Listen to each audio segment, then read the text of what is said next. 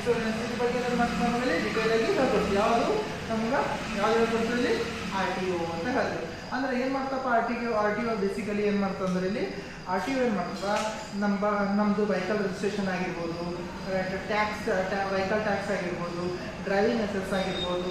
So ಎಲ್ಲರ ಬಗ್ಗೆ ಏನು ಮಾಡ್ತಾ ಪೊಲ್ಯೂಷನ್ ಕಂಟ್ರೋಲ್ ಮಾಡಿರ್ಬೋದು, ರೋಡ್ ಸೇಫ್ಟಿ ಎಲ್ಲದ್ರ ಬಗ್ಗೆ ಯಾವ್ದು ಹೇಳ್ಕೊಡ್ತದೆ ನಮಗೆ ಇಲ್ಲಿ ಯಾವ್ದು ಕಂಟ್ರೋಲ್ ಮಾಡ್ತದ RTO ಅಂತ ಹೇಳ್ತೀವಿ. RTO ಯಾರು ಅಂಡರ್ ಕಂಟ್ರೋಲ್ನಾಗ ಬರ್ತದೆ ಪ್ರೈವೇಟ್ ಸೆಕ್ಟರ್ನೋ ಅಥವಾ ಗೌರ್ಮೆಂಟ್ ಸೆಕ್ಟರ್ ಅಪ್ಪ ಅಂತಂದ್ರೆ ಯಾವುದು ಇದು RTO is the controlled by government.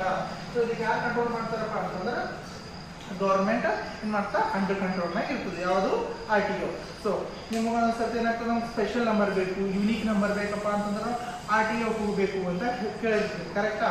ಅಲ್ಲಿ ಏನಾಗ್ತದೆ ನೀವು ಅಲ್ಲಿ ಒಂದಿಷ್ಟು ಫೀ ಪೇ ಮಾಡಿ ಏನು ಮಾಡಬೇಕು, ನಿಮ್ಮದು ವೆಹಿಕಲ್ ರಿಜಿಸ್ಟ್ರೇಷನ್ ತಗೋಬೇಕು. ಆಮೇಲೆ ಏನಾಗ್ತದೆ ನೀವು ವೆಹಿಕಲ್